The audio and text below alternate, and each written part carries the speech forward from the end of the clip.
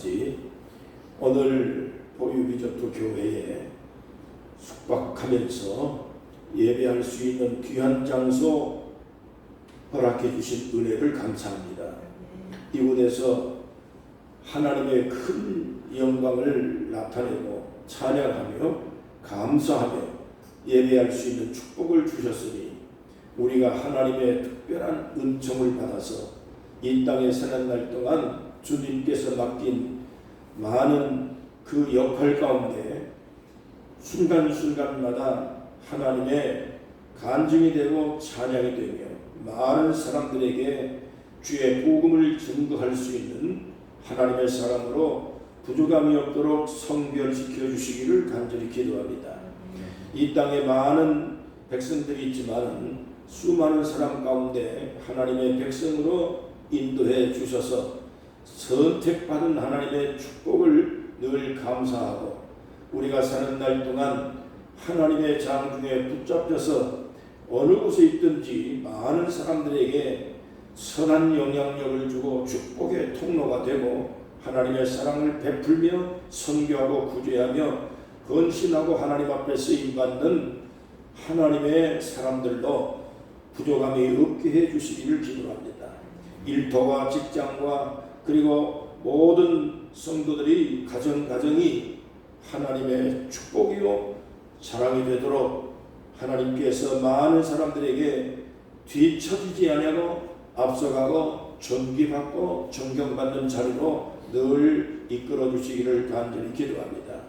오늘도 우리가 이렇게 리조트에 와서 숙박을 하고 있지만은 많은 사람들이 마음의 쉼을 찾고 있으나 이 땅에 안식을 얻을 수 있는 안전한 장소가 어디 있겠습니까? 주님의 장중에 붙잡힘을 받고 주의 품 안에서 하나님이 주시는 평안이 이 땅 위에서 비길 바가 없는 축복인 줄 알고 몸된 하나님의 제단을 찾아서 기도할 수 있는 귀한 심령들이 되도록 숙박하는 많은 사람들에게 하나님의 감동과 복음의 역사가 끊임없이 일어나도록 이 교회를 통해서 크게 영광 받으시기 바랍니다. 이 숙박업소의 대표님과 직원들 그리고 회장님 마음을 감동시켜서 저들이 그리스도를 영접하고 함께 예배하며 하나님의 나라를 이루어가도록 도와주시고 하나님 역사에 주옵소서. 오늘도 여러 곳에 흩어져 있는 사랑하는 우리 가족들과 자녀들의 하나님께서 순탄한 길로 인도하시며 하나님의 선택을 받은 귀한 백성인 것을 잊지 말고 오늘도 예배하면서 하나님의 큰 사랑 받도록 축복해 주시기를 간절히 기도합니다. 나라가 심히 어렵고 혼란한 가운데 놓여 있지만은 나라를 다스리고 통치하는 분은 주님이십니다.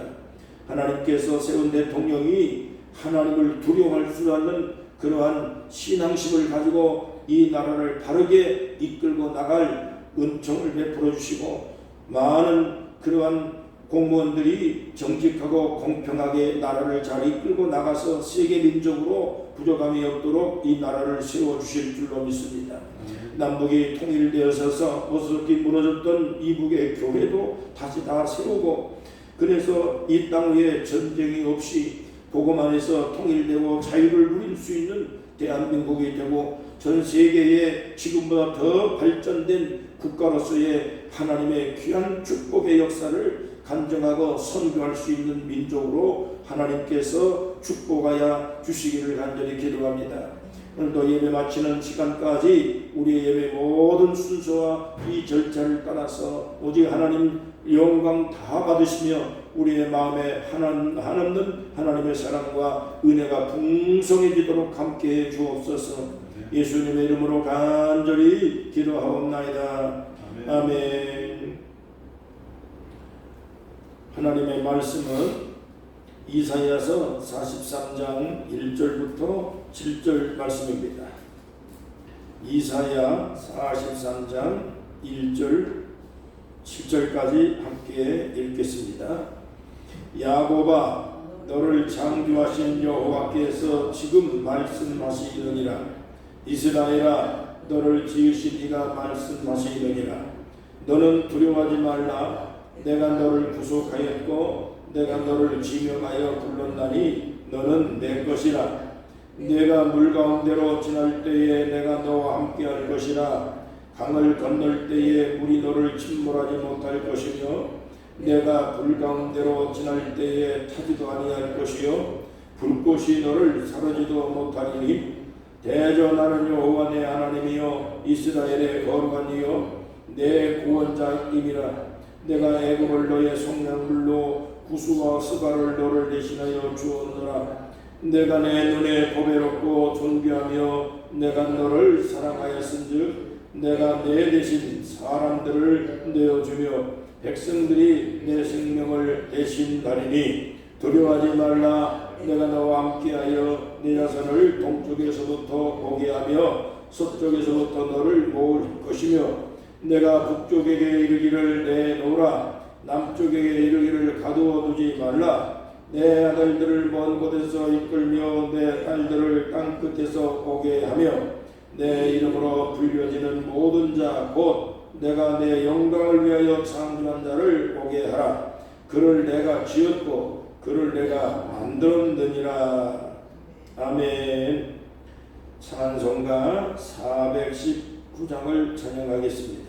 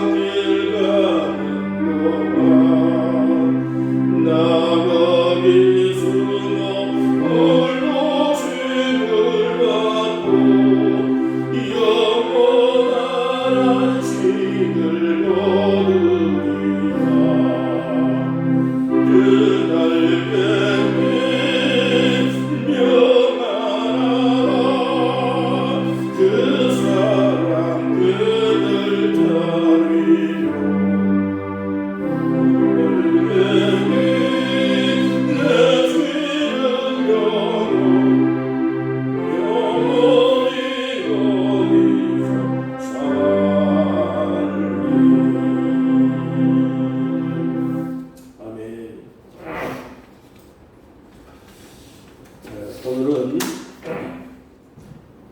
영적 자부심이라는 제목으로 말씀 함께 나누도록 하겠습니다.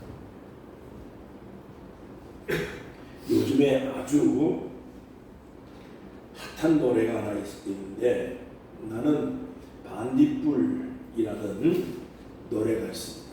수능 위로곡으로 노래방 그 순서 제 1위 곡을 차지하고 있는 노래가 있습니다. 젊은 사람들이 취업 준비하느라고 정신적으로 상당한 그 피로를 겪고 있고, 또 뿐만 아니라 진로 문제로 인해서 마음이 약해져 있고 심신이 피곤해져 있는데, 자기 존재에 대한 가치를 잘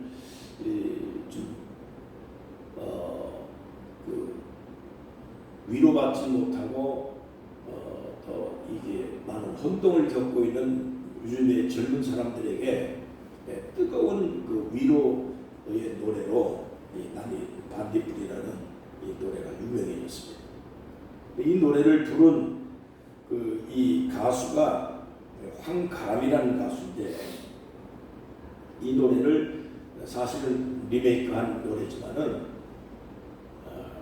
오랜 세월 동안에 가수를 하기 위해서 뜨거운 희망을 가지고 서울로 내려와서 노래를 불렀지만은 무명 시절이 너무 오랫동안 길었습니다. 그래서 노숙자 생활을 오랫동안 하면서 그래도 가수에 대한 꿈을 버리지 않고 잘 버티고 견디고 살았습니다. 근데 어느 날 자기가 부른 이 노래가 아주 유명해지면서 지금 요즘에는 아주 스타 중에 스타가 좀 되고 있습니다. 노숙자 생활하면서 무명 생활이 너무 기니까 자기는 벌레보다도 못한 존재가 아닌가, 또 자기는 왜 태어났는가, 자기는 어떤 인생으로 살아가야 하는가 하는 그런 막막한 그러한 좌절감에 사로잡혀서 삶을 포기할 수밖에 없는 절망에 빠져 있습니다. 그런데 언뜻 깨달은 것이 뭐냐면, 언젠가 나도 빛나는 인생으로 역전되는 날이 오게 될 것이다 라고 하는 그러한 희망이 들어오더라는 거죠. 그래서 그 희망을 붙들고 무명 시절을 견디고 노숙자 생활을 겪으면서 끊임없이 자기는 가수가 될 것이다 라고 하는 그 꿈을 포기하지 않고 살았다는 것입니다. 이 뒷배경에는 전도사님이신 그 어머님의 끊임없는 기도가 그 버팀목이 됐다라고 하는 것을 고백을 하는 것을 보았습니다. 황가람의 이 노래가 지금 생각이 나서 적어봤는데, 노래가 가사가 너무나도 우리에게 희망을 주고, 이 젊은이들에게는 지금 이 노래가 아주 열정적으로 이 젊은 아이들이 부르고 있는 노래인데, 가사만 생각하면 우리에게 큰 희망이 되는 노래입니다. 나는 내가 빛나는 별인 줄 알았어요. 한 번도 의심한 적 없었죠. 몰랐어요. 난 내가 벌레라는 것을. 그래도 괜찮아. 난 눈부시니까. 하늘에서 떨어진 별인 줄 알았어요. 소원을 들어주는 작은 별. 몰랐어요. 난 내가 개똥벌레라는 걸.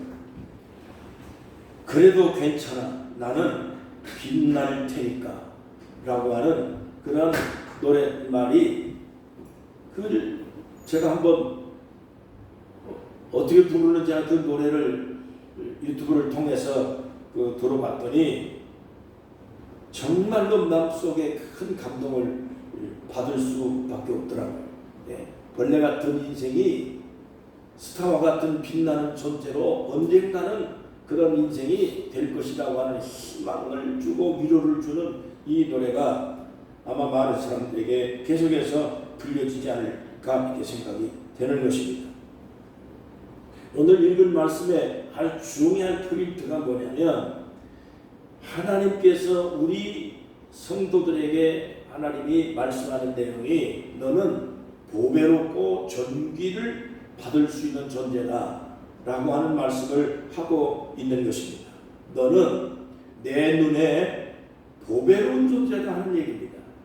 다른 사람 눈에 뭐라고 비치고 누가 무슨 말을 하게 됐는지 모르지만은 그러나 나는 내 눈에는 너는 보배로운 존재라는 사실, 너는 존귀한 존재다. 나는 너를 존귀하게 여기고 너는 나에게 있어서는 보배로운 존재라고 하는 이 말씀을 오늘 우리가 이 말씀의 포인트로 삼게 되는 것입니다.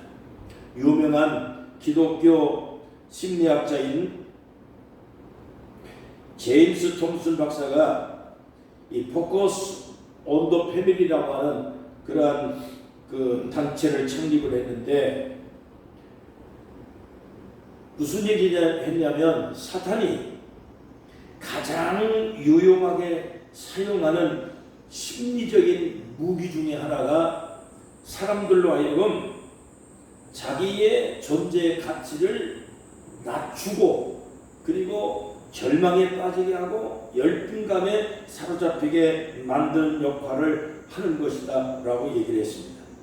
자기 자신이 한없이 부족하고 아무것도 아닌 것처럼 느껴지는 감정, 스스로 자기 가치에 대해서 부정적인 생각을 하게 만드는 것, 이것이 사탄의 제1 무기로 사용하고 있다 그랬습니다. 그러나 반대로 그러한 감정과 생각에 휩싸일 때 우리는 하나님이 내게 주신 막대한 능력, 하나님이 주신 이 달란트를 한 개도 사용하지 못하고 절망하고 좌절하고 하나님의 능력을 잃어버리고 살아갈 수밖에 없게 된다라고 얘기를 했습니다. 그러나 그 반대로 나는 하나님의 백성이고 나는 하나님의 창조된 하나님의 자녀라는 이 자긍심을 갖게 되어지면 마귀는 절대로 우리의 마음에 힘을 쓰지 못하게 된다라고 그렇게 강조를 했습니다. 마귀를 이겨낼 수 있는 가장 강력한 무기가 바로 하나님이 나와 함께 하시고 나는 하나님의 자녀라고 하는 이러한 긍지를 갖는 것 이상으로 더 큰 무기가 없다고 얘기를 했습니다. 여러분, 나는 나에 대한 가치를 전혀 우리가 평가를 못합니다. 우리는 외부적인 상대적인 어떤 비교에 의해서 자존심 상하기도 하고 또 속상하기도 하고 또 좌절도 걷기도 하고, 그래서 자존심은 상대의 비교에 의해서 생겨진 것이기 때문에 그건 정확한 판단이 될 수가 없다 그랬습니다. 그러나 자긍심이라고 하는 것은 내적인 요인이기 때문에 우리가 마음먹기에 달라서 우리가 아무리 어려운 역경이나 아무리 조건이 악조건의 환경이라 할지라도 자존심은 상할 수 있을지 몰라도 상대적으로 비교해서 우리가 못날 수 있을지 몰라도 그러나 우리의 내면에서 나는 하나님의 창조된 존재고 나는 하나님이 나를 보배롭게 만들어서 나는 하나님께서 자녀로 삼았다라고 하는 특별한 존재라는 의식을 계속 우리가 마음속에 갖게 되면 그 자긍심이 내 인생의 버팀목이 될 수 있다라고 얘기를 하는 것입니다. 여러분, 우리는 우리 스스로가 우리의 자신을 정확하게 100% 판단해내지 못합니다. 그렇지만 나를 창조하신 하나님은 누구보다도 나 자신에 대한 모습을 머리부터 발끝까지 나의 모든 것들을 하나님이 다 정확하게 판단하고 계시고 또 나를 제대로 판단해 줄 수 있는 분은 하나님밖에 없습니다. 그렇기 때문에 하나님 판단이 정확합니다. 하나님 말씀이 정확한 겁니다. 겉으로 볼 때 많은 사람들이 자기가 삶의 기준이고 자기의 판단의 기준이기 때문에 그 사람에 의해서 우리가 좌우우면할 이유도 없는 것이며 우리가 자존심 상할 이유도 전혀 없다 그 얘기입니다. 왜냐하면 그가 판단을 내리는 것은 그의 기준에 의해서 판단한 거기 때문에 정확하지 않다. 나를 창조한 분은 하나님이십니다. 나를 지으신 분은 하나님이십니다. 뿐만 아니라 하나님이 나를 불렀다 그랬습니다. 너는 내 거라고 말씀합니다.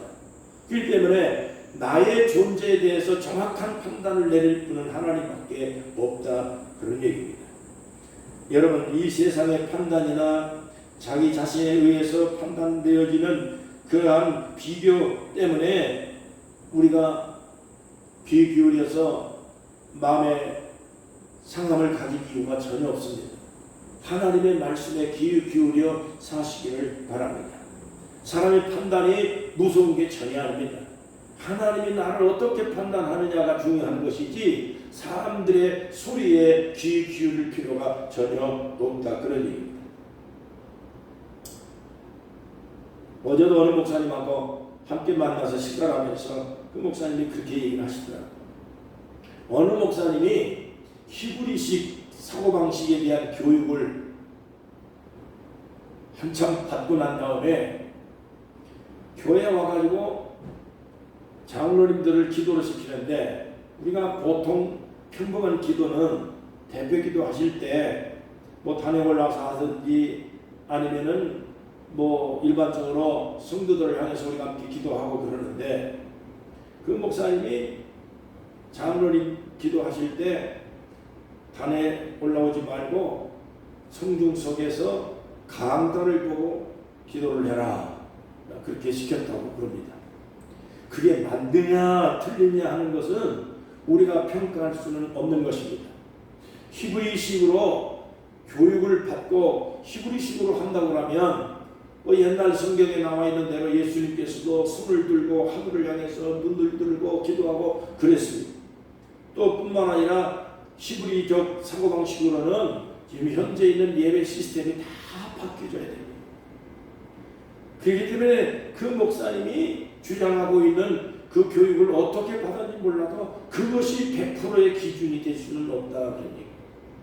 그렇기 때문에 성경에 대한 해석의 차이가 여러 가지가 있는 것이고, 그걸 어떻게 적용하느냐에 따라서 그거는 교회마다 예배 시스템이 달라질 수 있겠지만 그분의 주장만이 100%의 판단이 될 수가 없다라고 하는 것을 어제 얘기를 나누면서 바로 우리들의 삶도 마찬가지입니다. 그렇기 때문에 나를 정확하게 판단하고 나를 정확하게 기준을 주실 수 있는 분은 나를 창조하신 하나님밖에 없습니다. 그래서 그 하나님이 주변에 많은 사람들이 뭐라고 하든지 너는 못난 사람이고 너는 안 된 사람이고 왜 되는 일이 없다라고 얘기를 하고 상대적으로 비교해서 그 자존심 상하고 마음 상하고 또 자격지심이 생기고 주눅이 들고 뭐 그런 일들이 살다 보면 수도 없이 많이 일어납니다. 앞으로도 많이 겪을 겁니다. 그런데 상대적인 비교이기 때문에 그런 부분에 대해서 깊이를 필요가 전혀 없습니다. 저도 살아오면서 수도 없는 그런 상처를 받고 비교를 하면서 나는 왜 그럴까? 나는 왜 저 사람만 못할까? 왜 나는 이렇게 되지 못했을까? 나는 왜 내가 이랬을까? 라고 하는 것은 수도 없는 과정을 겪었습니다. 그러나 결론은 뭐냐? 하나님밖에 나의 정확한 판단자는 없다.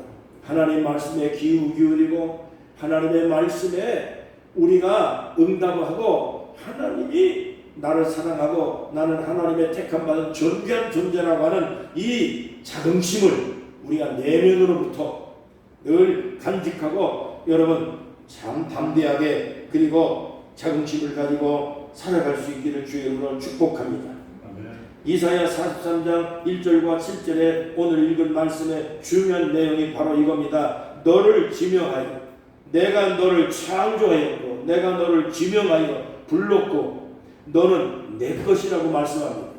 뿐만 아니라 베드로전서 2장 9절과 10절에 말씀합니다. 그러나 너희는 택한 족속이다. 왕같은 제사장들이요 거룩한 나라요 그의 소유된 백성이고 이는 너희를 어두운 데서 불러내어 그의 귀한 밑에 들어가 계신 이의 아름다운 덕을 선전하기 위해서 하나님이 그 수많은 사람들 가운데서 선택하여 하나님이 우리를 불렀다 그랬습니다. 옛날에는 너희가 공유를 받지 못한 사람이었는데 이제는 예수 그리스도 안에서 하나님의 백성이 됐을 뿐만 아니라 하나님의 공유를 얻는 백성이 됐으니 이는 하나님의 축복이고 사랑이 아닐 수가 없다고 베드로 사도가 강조한 부분이 바로 나는 이제 옛날 어부가 아니라는 거예요. 나는 옛날 겉으로 많은 사람들에게 천대받고 가난하고 못 배우고 못나고 그러한 사람이 아니다. 그 얘기 하나님의 택함받은 사람이다. 하나님의 존귀한 백성이라고 하는 그런 자긍심을 베드로 사도가 아주 강력하게 짧은 성경이지만은 몇 번이고 강조한 부분이 바로 그겁니다. 그래서 우리는 자신감을 가지고 살아갈 수 있기를 축복합니다. 외부적인 조건이 아니라 사람들의 평가가 아니라 환경에 의해서 상대적으로 비교해서 우리가 살아간다면 세상에 어떻게 우리가 살아가겠습니까? 그러잖아요. 하버드 대학을 다니는 사람들은 하버드 대학을 다녔다라고 하는 그런 자긍심이 대단할 겁니다. 그러나 그 가운데도 하버드 가운데도 꼴찌는 있다. 꼴찌.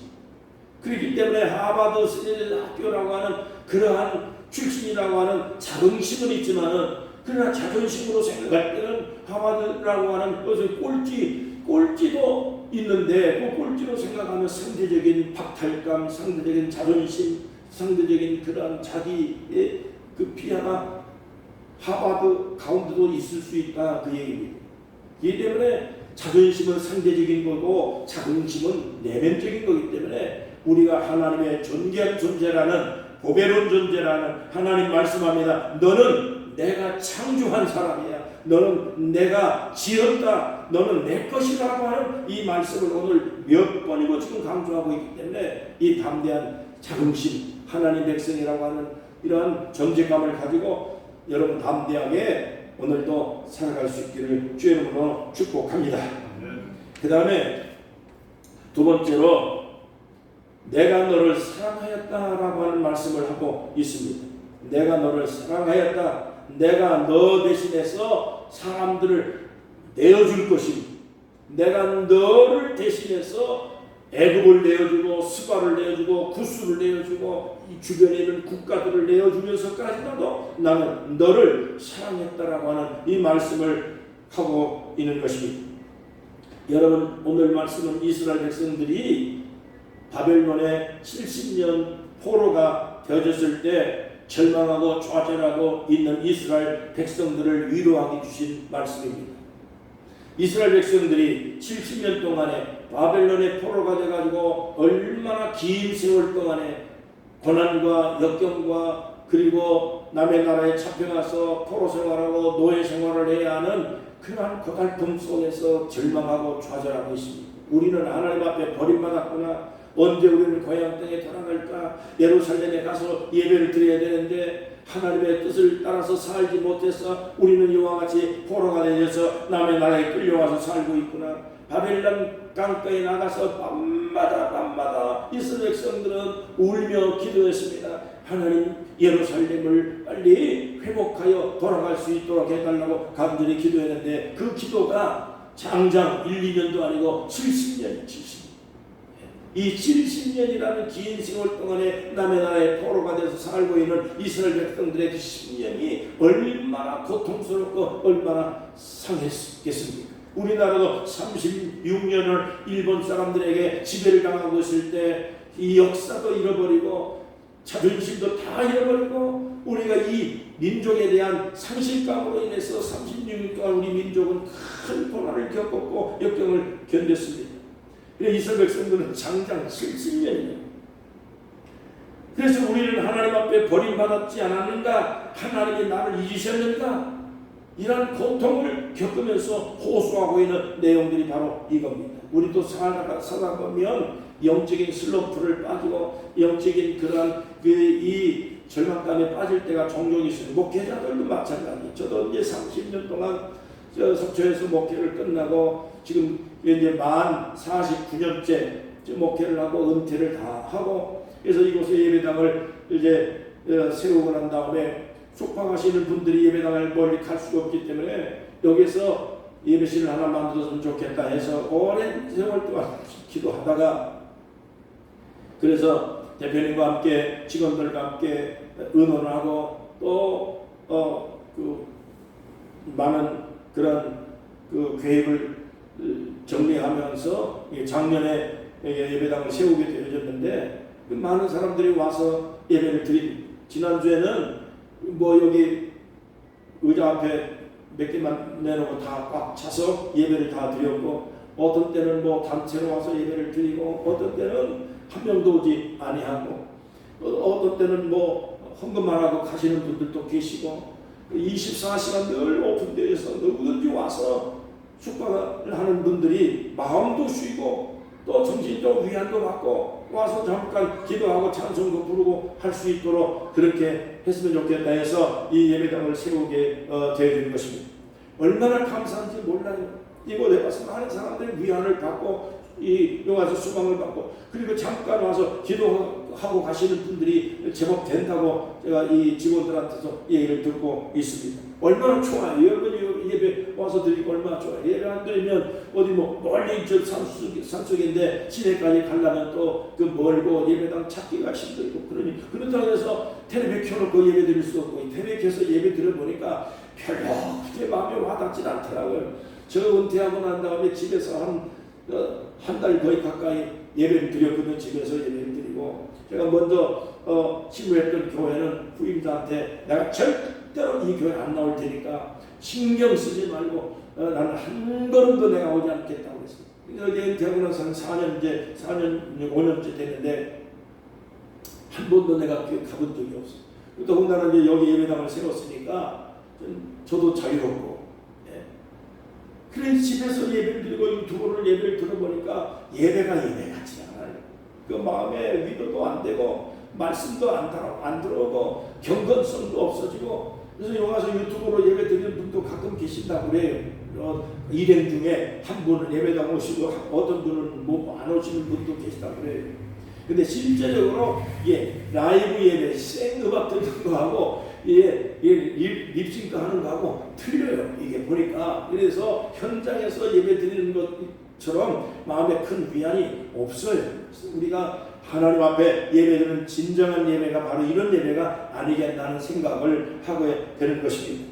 우리가 영적으로 살다가 힘들고 어려울 때 목회하면서도 저도 죽을 고비를 많이 넘기고 큰 마음의 상처와 어려움과 또 신자들하고의 마찰, 장로님들하고의 마찰, 그리고 내 자신하고의 그러한 그 투쟁, 그리고 주변에 있는 많은 여러 가지 환경적인 요인 때문에 그 교회 부흥에 대한 압박감 이런 것들 때문에 보통 고민이 아니거든요.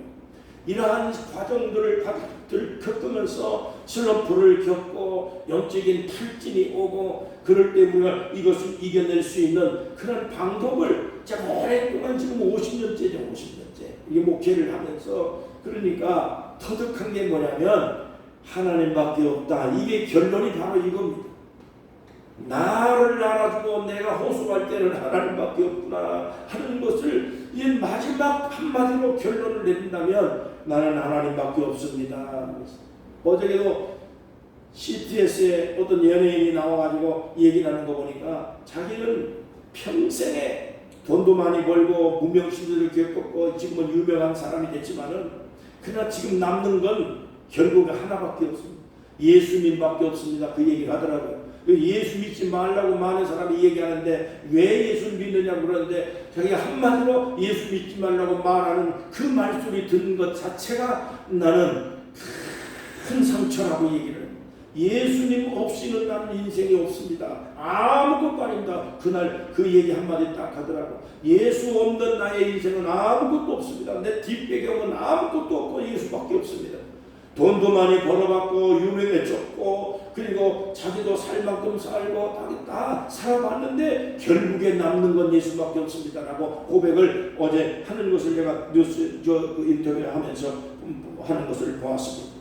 여러분, 오늘 우리는 하나님이 우리를 속량하고 하나님이 나를 얼마나 사랑하고 주변에 있는 많은 사람들까지 나를 대신해서 그 사람들을 희생하면서까지라도 하나님은 나를 뽑아주시고 사랑해주시고 나를 구원해주셔서 하나님 나를 보살펴 주셨으니 이 놀라운 하나님의 사랑, 이 하나님이 어찌 나를 잊을 수 있겠느냐. 그렇게 해서 나를 뽑아놨는데 그런 인간을 하나님이 어떻게 잊을 수 있겠느냐 하느님. 그래서 하나님이 나를 사랑할 때 엄청나게 사랑한다. 다시 얘기하면 우리가 자식을 낳아서 이 자식을 10달 동안 어머니가 뱃속에 품고 먹을 거 안 먹고 좋은 음악 듣고 좋은 소리 듣고 그리고 그 태교를 하기 위해서 얼마나 휴재하고 고생하고 또 그렇게 합니까? 인내하고 철저하게 아이를 위해서 10달을 그렇게 보살피고 키우고 인내하고 절제하고 참고 그러면서 태어나서 이 아이가 제 역할을 할 때까지 어머니의 희생은 말도 할 수 없는 희생입니다. 그 고통과 희생과 그러한 눈물과 아픔과 이런 것들을 전부 뼈를 깎는 그러한 인내를 통해서 이 아이의 생명을 탄생을 시켜놨는데 이 아이를 바라볼 때 어머니가 남의 집에 개 쳐다보듯이 닭 쳐다보듯이 그렇게 취급하는 부모는 아무도 없습니다. 이 아이가 밉든지 곱든지 다른 사람들이 뭐라 얘기하든지 말든지 이 아이를 보는 어머니의 눈에 꿀이 뚝뚝 떨어지고 이 아이를 바라볼 때마다 이 아이를 눈에 넣어도 아프지 않는다고 하는 말이 있는 것처럼 이 아이를 바라보는 어머니의 눈에서 꿀이 뚝뚝 떨어진다니.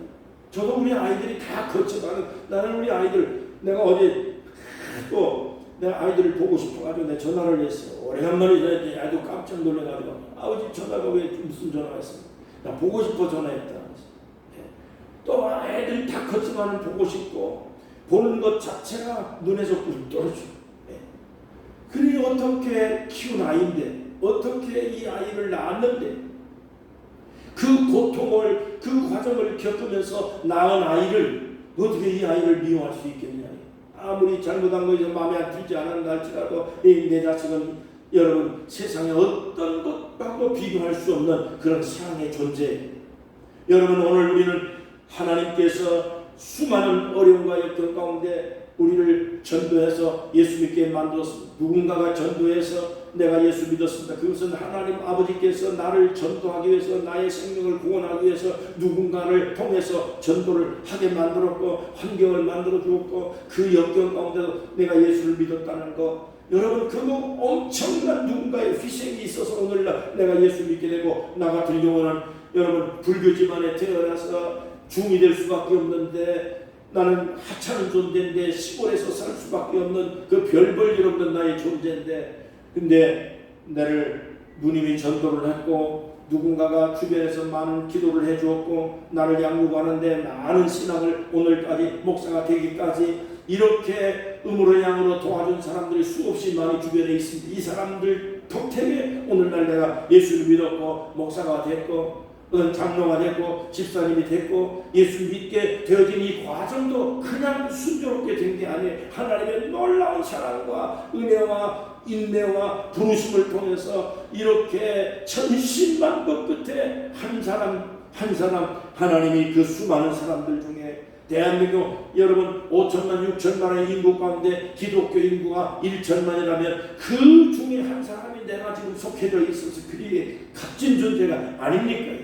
귀한 존재가 아니겠느냐고 얘기해. 하나님께서 나를 바라볼 때 다른 사람들이 뭐라고 나를 쳐다보든지 여러분 비난을 하든지 상관없이 주님은 나를 여러분 이렇게 존귀한 존재로 눈이 꿀이 뚝 떨어질 정도로 하나님이 나에 대한 미련과 사랑과 여러분 보배로운 존재요. 너는 보통 존재가 아니라고 하는 이 말씀을 지금 강조하고 있는 것입니다. 여러분 그러므로 우리는 여러분 자긍심을 꼭 가지시기를 바랍니다.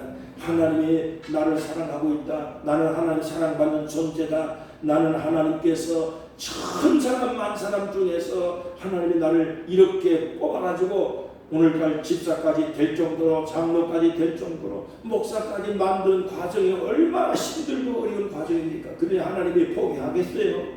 하나님이 포기하겠습니까? 내 자식을 내가 포기할 수 있겠습니까? 안 되잖아요. 그런 것처럼 하나님이 절대 우리를 포기하지 않습니다.